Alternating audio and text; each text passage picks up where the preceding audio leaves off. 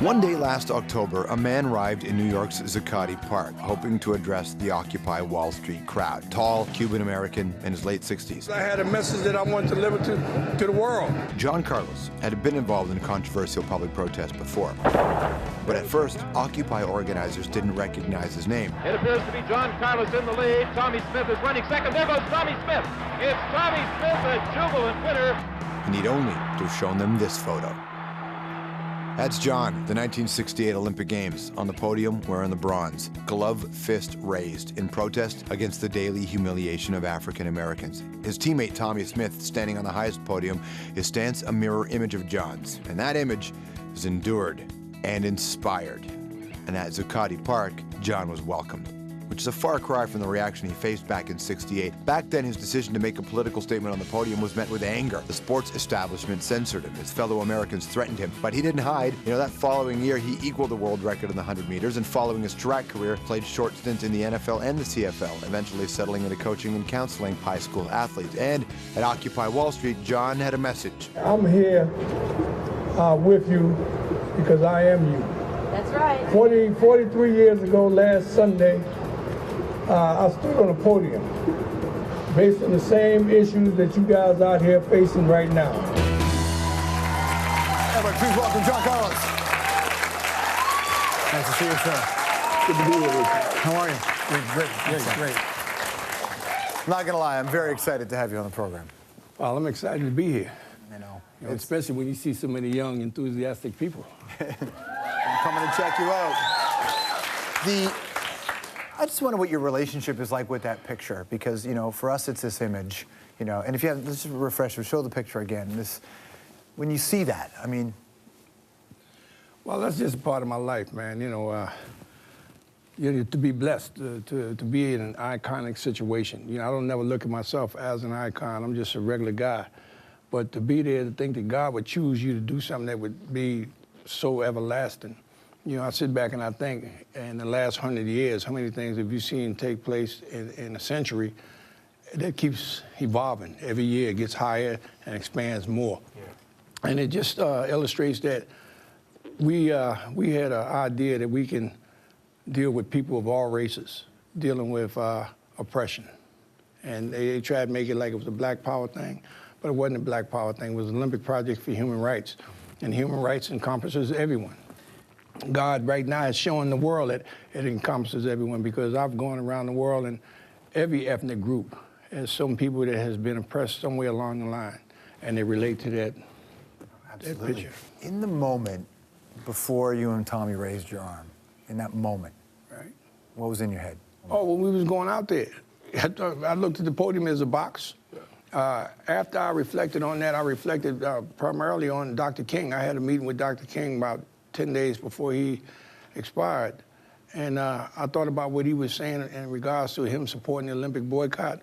I remember him telling me that the boycott was like dropping that rock in the lake, and it would vibrate throughout the whole lake for those that's in the lake as well as those that's on the shore, to let everyone know that there's a crisis and maybe we need to pay attention.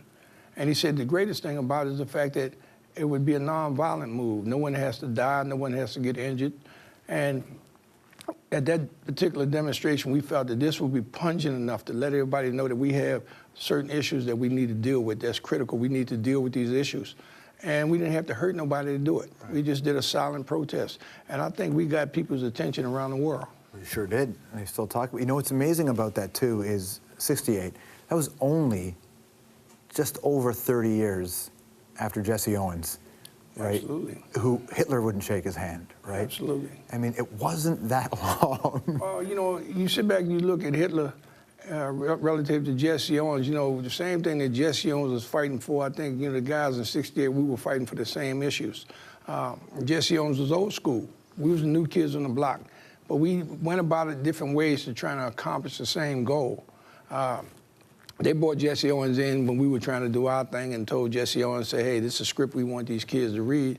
But we wasn't concerned about no script. We felt that we was on a mission and we was going to accomplish the mission. What do you think about what George Foreman said? He came down on you guys hard. You have to take into account that George came from Texas. George was not astute relative to the civil rights issues. He wasn't astute to the political issues at the time. So relative to what we were standing for, George had no clue. And I'm happy that George was blessed because his life had rocketed from that wave of that flag. And so many people admired him and respected him as a result of him having a flag based on what we did. And George and I remained friends over the 43 years, you know, extremely good friends. The way you feel about him now, is that how you felt about it in the moment, too? Oh, yes, most definitely. I had no qualms about George Foreman waving the flag. I love America. I loved America back at that same particular day. All I'm saying is America needs to love me back. Today, you know, depending on where you go in America, it hasn't really improved in a lot of ways. It has institutionally in some respects. Well, what about race relations today there? I would say things have improved somewhat, but where the improvement has taken place, look like we're sliding back. You know, racism is starting to vent its nasty wings again. You know, with the things that I see happening, where they chaining guys to trucks and dragging them through the South, or if I see some white kids, you know, just drive down from Mississippi and say, let me just pick up a black guy and run over him and take his life, or see the New York Police Department stick a stick up a man's rectum based on the fact their color. Yeah, we have a nasty situation out there. And when they make a move, I can't get disgusted. I might get frustrated. I can't get mad. My attitude is if they put a move on me, I have to evaluate the move they made and then come up with a better move to put them in check or to hold them in check. It's amazing that you're in this position now. Your life would have been so much different had you not done that. Well, I don't know how much different it'd be. You know, like I say, coming in here, I'm not nobody special. I'm just my father's son, Earl Collis's son. I never wanted to be any more, any less. In terms of me having recognition, I had recognition when I was running track. And my son asked me, he said, Dad, when you die, how would you want them to describe you? I said, just as a man, period. No more, no less. When your son sees that picture, your family saw that picture, what do they think? Well, they're extremely proud of their father. You know, when this book signing first started, I have 2 twin grandsons, and they know me as Grandpa. They ain't never know none of my history because I don't tell my kids my history, you know. And they went to this book signing, they sat there and they was texting like all the kids texting, they having a good time. And then when the people started coming in, they looking, they texting, but they ain't texting as diligently no more. And people kept coming, they put the text down, put their phones down.